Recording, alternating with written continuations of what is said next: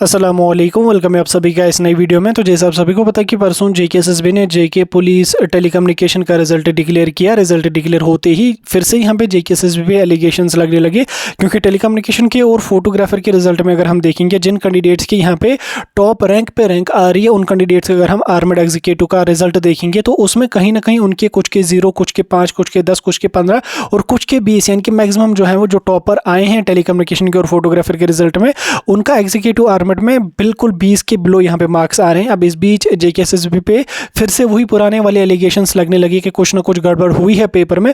अब इस बीच यहाँ पे बात काफ़ी सारे कैंडिडेट यहाँ पे डिमांड कर रहे हैं कि री एग्ज़ाम होना चाहिए, और साथ में जो हमारा पीईटी पीएसटी होने वाला है उसके बारे में भी हम बात करेंगे कि क्या आपका री एग्ज़ाम हो सकता है टेलीकम्युनिकेशन का, या आपका पीईटी पीएसटी जो होने वाला है क्या वो डिले हो सकता है या नहीं हो सकता है। उसके बारे में आपके साथ हम डिटेल में बात करेंगे।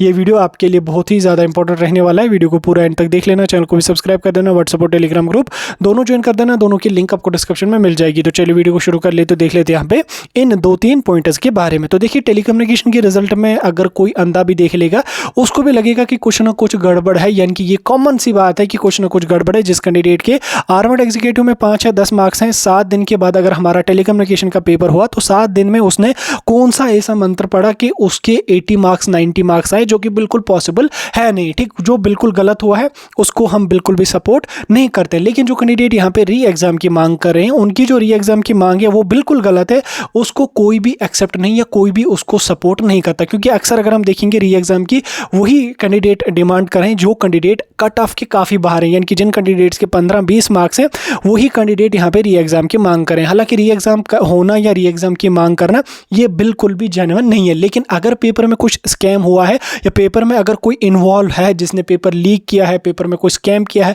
या एग्जाम सेंटर में कुछ गड़बड़ हुई है, तो उन सभी जो भी वो लोग होंगे या जो भी स्कैमर्स होंगे उनको आइडेंटिफाई करना चाहिए। उनको एज सुन एज पॉसिबल जो जम्मू कश्मीर की एडमिनिस्ट्रेशन हमारी है, चाहे वो नेशनल कॉन्फ्रेंस की गवर्नमेंट हो, चाहे वो एलजे गवर्नर की गवर्नमेंट हो, चाहे वो एसएसबी हो, वो भी इस पर क्लैरिफिकेशन देनी चाहिए। और जो हमारी एडमिनिस्ट्रेशन है जम्मू कश्मीर की, वो उन लोगों को आइडेंटिफाई करनी चाहिए और उनको सख्त से सख्त सज़ा मिलनी चाहिए। क्योंकि अगर 5 या 10 या 20 या 30 या 40 50 लोग भी अगर हम मानेंगे मुलविस हैं इस चीज़ में, तो उन 50 लोगों की वजह से हम बाकी जो हज़ारों में बच्चे हैं जिन्होंने 5 महीने 6 महीने मेहनत करी, दिन रात उन्होंने मेहनत करी, हम उनकी मेहनत को ज़ाया नहीं होने देंगे या हम उनकी मेहनत को ज़ाया नहीं करेंगे। ये बिल्कुल भी पॉसिबल नहीं है कि री एग्ज़ाम है, या ये डिमांड बिल्कुल भी जेन्युइन नहीं है। इसलिए जो लोग री एग्ज़ाम की मांग कर रहे हैं उनकी ये डिमांड बिल्कुल गलत है और उनको नहीं चाहिए कि वो री एग्ज़ाम की मांग करें। हाँ, अगर स्कैम हुआ है, अगर कुछ गड़बड़ हुई है, अगर आइडेंटिफाई हो रहे हैं वो, अगर क्या आइडेंटिफाई होंगे मतलब कुछ ना कुछ गड़बड़ तो हुई है, इतना तो कुछ पॉसिबल है नहीं,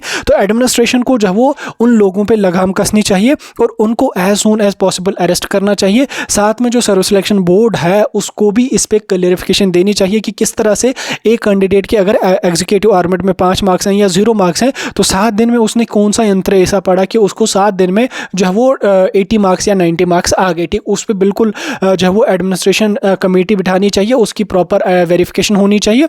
और उन एस्पिरेंट्स से भी डिमांड है मेरी, मतलब उन एस्पिरेंट्स को भी मैं कहना चाहता हूँ जिनका टेलीकम्युनिकेशन में या फोटोग्राफर में जो टॉपर आए हैं, जिन पे एलिगेशन यहाँ पे लग रही है कि इनके आर्मड एग्जीक्यूटिव में जो वो 0 मार्क्स 5 मार्क्स हैं, तो उन लोगों को भी आगे आना चाहिए। उन लोगों को भी जो वो मीडिया के साथ बात करनी चाहिए या सोशल मीडिया पे उनको भी आना चाहिए, उनको भी अपनी बात रखनी चाहिए कि हमने जो वो हमारे किस तरह से एग्जीक्यूटिव में 0 आए या 5 मार्क्स आए, तो 7 दिन में हमारे किस तरह से मार्क्स इतने डबल होना तो एक बात है, यहाँ पे तो 7 गुना क्या 10 गुना यहाँ पे इंक्रीज उसमें हुआ। तो उन लोगों को भी अपनी बात यहाँ पे रखनी चाहिए, ताकि जो हमारे जेन्युइन एस्पिरेंट्स हैं, जो लोग जेन्युइनली पिछले 5 महीने 6 महीने 2 साल से मेहनत करें, तो उनका यहाँ पे फ्यूचर या उनकी मेहनत यहाँ पे ज़ाया नहीं होनी चाहिए। क्योंकि एक तो यहाँ पे फिर ओवर एज का भी मसला हो जाता है, बाकी मसले भी होते हैं, तो वो चीज़ बिल्कुल सही नहीं है। री एग्ज़ाम की मांग बिल्कुल सही नहीं है और ना ही री एग्ज़ाम होगा। ठीक, तो जो लोग री एग्ज़ाम की मांग करें, मैं उनको पहले बोल रहा हूँ री एग्जाम होने का कोई भी चांस नहीं है। साथ में अगर हम बात करेंगे पीईटी पीएसटी की, उसको भी यहाँ पे डिले मतलब करवाने की कोशिश की जा रही है। तो आप सभी लोग जो कट ऑफ में फॉल कर रहे हो, चाहे वो टेलीकम्युनिकेशन फोटोग्राफर हो, चाहे वो आर्मड एग्जीक्यूटिव हो, जो कैंडिडेट कट ऑफ में फॉल कर रहे हैं, तो उन सभी कैंडिडेट्स को मैं बताना चाहता हूँ, देखो पीईटी पीएसटी डिले होने का कोई भी चांस नहीं है। विद इन 40 डेज आप लोगों का पीईटी पीएसटी कंडक्ट किया जाएगा। आप जो भी रूमर्स आप लोग सोशल मीडिया पे देख रहे हो कि पीईटी कैंसिल हो जाएगा, कांस्टेबल के रिक्रूटमेंट पे स्टे लग जाएगा। तो ये सारी चीज़ें बिल्कुल फालतू हैं, ये आपको मतलब भटकाने की कोशिश की जा रही है। तो आप अपनी मेहनत पे ध्यान दो। जिस तरह से आपने अपना रिटर्न में जो वो मेहनत की और अच्छा स्कोर लाया, उसी तरह से आप पीईटी पीएसटी की भी तैयारी कर लो, क्योंकि पीईटी पीएसटी जो है वो रिटर्न से भी टफ होने वाला है, क्योंकि ये आपका फरवरी के महीने में ही होगा और ज़्यादा से ज़्यादा मार्च 15 से पहले आप लोगों का जो है वो पीईटी पीएसटी यहाँ पे कंडक्ट किया जाएगा। तो इसलिए आप लोग जो है वो री एग्ज़ाम के चक्कर में मत पढ़ लो, या आपका पीईटी पीएसटी पोस्टपोन या स्टे के मसले में मत पढ़ लो। आपका पीईटी पीएसटी टाइम पे कंडक्ट किया जाएगा, फिजिकल मेडिकल आपका टाइम पे होगा, और आप लोगों को ऐसा ना हो कि आपने रिटर्न में अच्छा स्कोर लाया, लास्ट पे आप पीईटी पीएसटी फिजिकल मेडिकल में फिर आप डिस्क्वालीफाई हो जाओगे। तो इसलिए आप सभी चीज़ों को साइड पे रखो। आपका जितना स्कोर है, जो भी स्कोर है, अगर आप कट ऑफ में फॉल करते हो तो आप लोग जो है वो मेहनत करो, अपने फिजिकल की तैयारी करो, अपने मेडिकल की तैयारी करो। ये सारी अफवाहें, ये सारी जो भी चीज़ें चल रही हैं, इन सभी को इग्नोर कर लो।